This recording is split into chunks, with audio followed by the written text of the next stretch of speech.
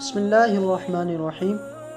حضرت عائشہ صدیقہ رضی اللہ تعالی عنہ فرماتی ہیں کہ حضور علیہ الصلاۃ والسلام نے ارشاد فرمایا، ما عمل آدمی من عمل یوم النحر احب الی اللہ من احراق الدم انہ لیأتی یوم القیامۃ بقرونها واشعارها واولافها وان الدم لیقع من اللہ بمکان قبل ان یقع من الارض فطیبوا بها نفسا۔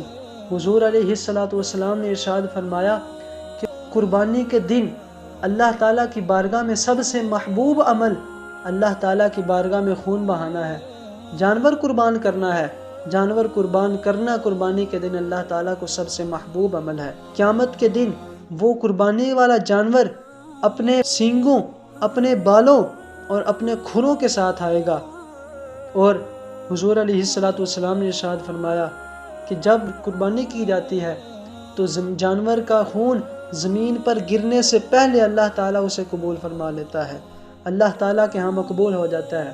اس وجہ سے فطیبوا بہا نفسا، تو خوش دلی کے ساتھ قربانی کیا کرو۔